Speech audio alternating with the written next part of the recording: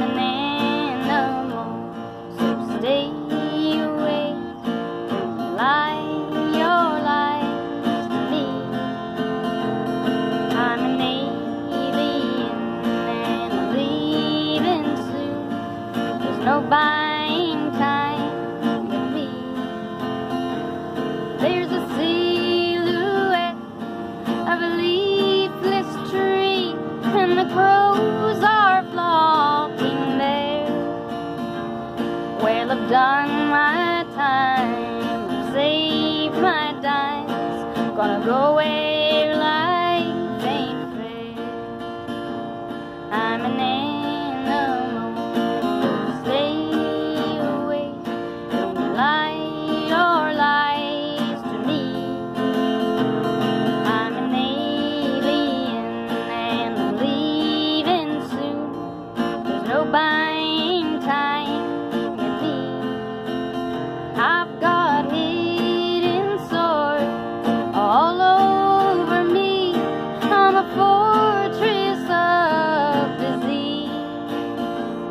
I've got hidden songs and haunting dreams. I'm gone, so mote it be. I'm an animal, so stay away. Don't lie your lies to me. I'm an alien and I'm leaving soon. There's no buying time with me.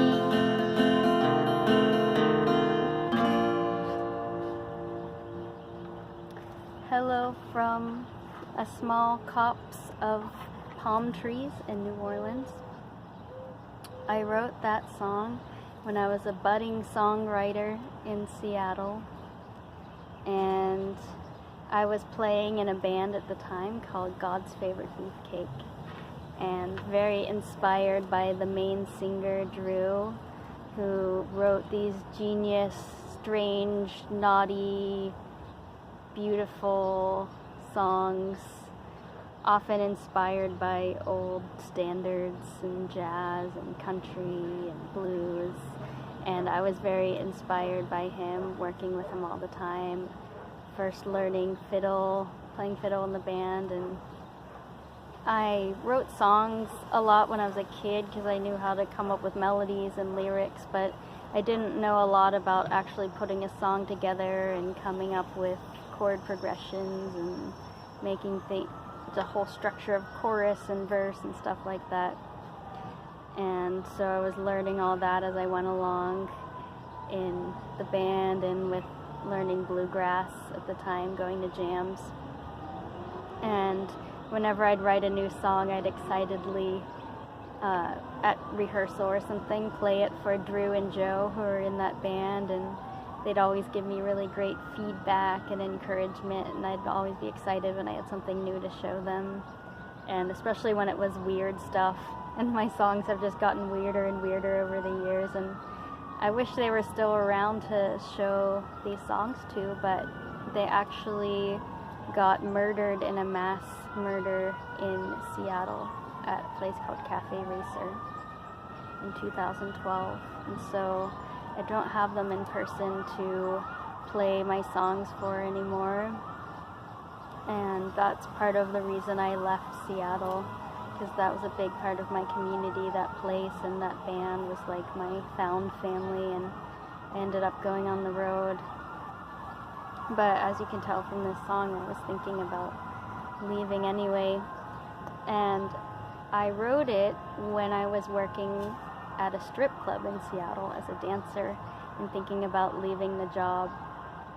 And I had originally taken that job just because I was curious, and actually when I went on tour with God's Favorite Beefcake, we were down in Portland, and they took me to my first strip club, and I thought it was actually going to be this like scary, dark, weird, misogynistic place, but it was actually this really fun, sexy, celebrating of women and sensuality place.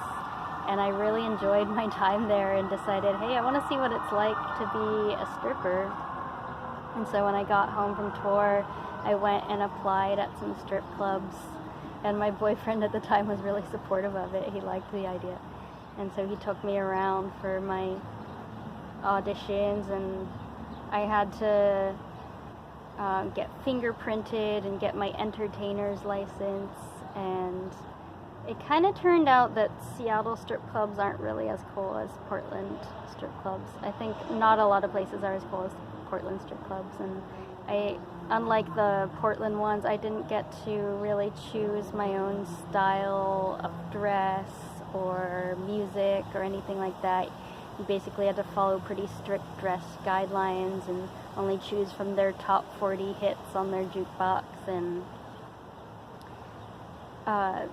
we didn't really get much from actually dancing. We had to do all lap dances pretty much, and so there was kind of competition for getting customers for that, and the people were nice enough, but they just kept to themselves. And so that brings me to the first verse of it. This room is full, we've paid our way, but no one has a word to say, because we had to actually pay to work there as independent contractors, which was $100 house fee up front, and then every time we worked there, if we didn't get our customers to buy us 6 drinks over the course of the night, we had to pay for the drinks too, any drinks that we hadn't sold.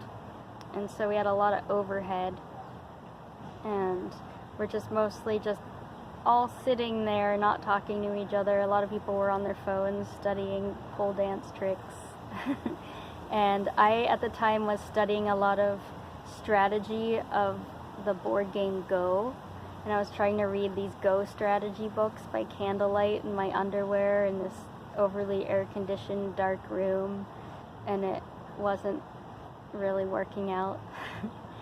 And so I was just thinking of quitting that job. It ultimately was kind of boring to me, and I didn't really like the way I was treated by a lot of the customers there, as you can imagine. I mean, I'm sure a lot of people have it a lot worse, but I wrote this song about leaving my job, and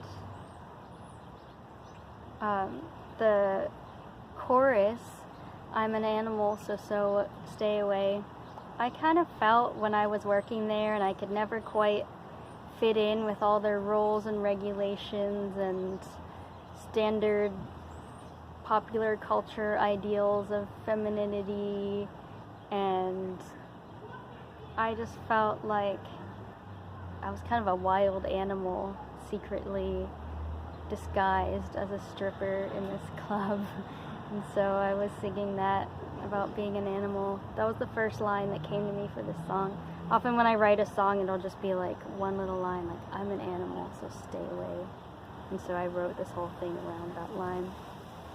And I'm an alien and I'm leaving soon. I really felt everyone was different. It's not like I was the different black sheep standing out. I mean, everyone has a different reason for being there, as I said. But I just felt like I was on the wrong planet and I was going to be taking off in my spaceship soon. And there was this one woman who was really friendly and nice to me. And for the most part, other people didn't talk to me. One person had kind of a strange flip out at me when she was blackout drunk. But otherwise, not that much happened between me and the other people working there. But Layla, who was from, her strip club name was Layla. She was from Romania originally, and she was really good at what she did. Her dances on stage were so beautiful and sensual, and she showed me how to do my first lap dance, because I had no idea what I was supposed to be doing or why someone would want to pay $40 to have a stranger just move around on them for 3 minutes of a song. And when she showed me, I really understood it. She was so sensual and moving, and I really liked the concept of giving money in exchange for that kind of rare, specific, sensual interaction with someone. And I started working there a little after Halloween, and there's still some candy hanging around the club. And I remember she'd look through these bowls of candy for Tootsie Rolls because she loved Tootsie Rolls so much. And I decided that if I ever left, I'd come back and bring her some Tootsie Rolls. And I was kind of getting in trouble for all kinds of things. There's one day they decided that I smelled like cat pee and wanted to send me home. I think ultimately it was this weird perfume I had that smelled kind of weird. I think I actually didn't smell like cat pee. And I had a lot of like skimpy clothes from working as a nude model before that. I had for like a few years before that worked as a nude model and had bikinis and interesting lingerie stuff, but everything I had just like wasn't good enough for them. It didn't fit their like very strict standard, and they just wanted me to go out and buy all these new ridiculous stripper clothes, and you had to wear these platform stiletto 9-inch heels that could barely walk in. It was the standard, the uniform, and those were really expensive at the time. I've noticed over the years that those are actually all over stores now. They became a really popular fashion, and I would have gotten them cheap if I just did this a few years later. But at the time, I just had so many blocks against spending money on stuff I didn't think I'd really use in any other context than this job that I didn't plan on staying at that long. But I remember Layla noticed that I was having trouble with this, and she brought me in one day some of her old stripper clothes that she'd grown out of, because she had so many. She'd worked there for 10, 15 years. She was almost 40.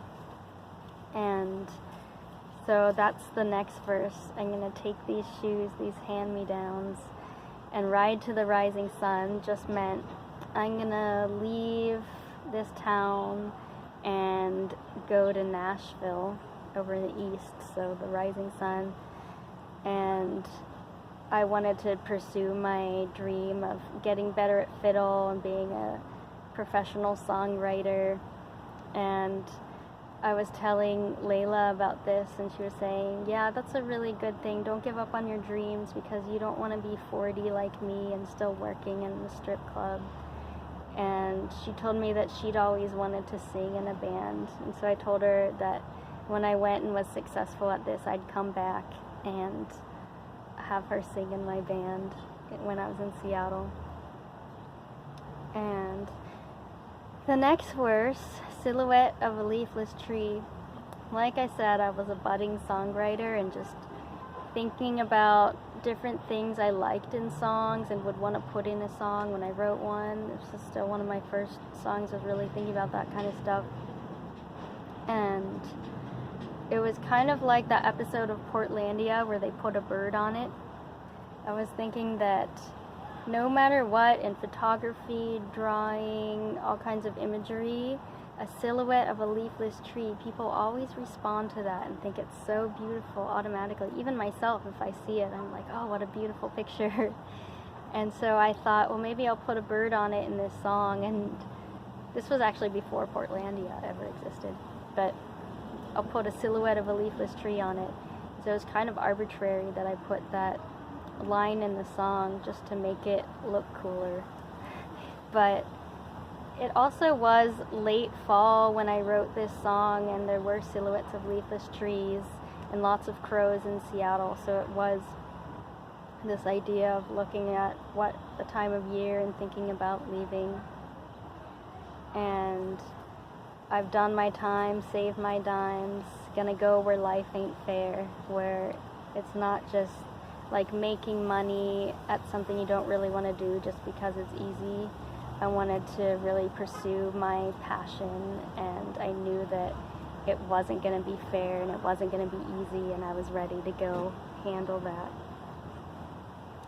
And the last verse, I've got hidden swords all over me. I'm a fortress of disease.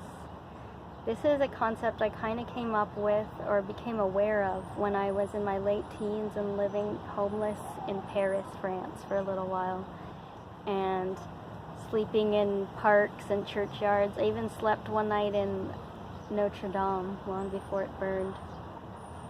And There were always men everywhere trying to get my attention, trying to get me to come with them, trying to get me to sleep with them. And my tactic for getting them to be not interested in me was to tell them that I was dirty and evil, and they didn't want anything to do with me.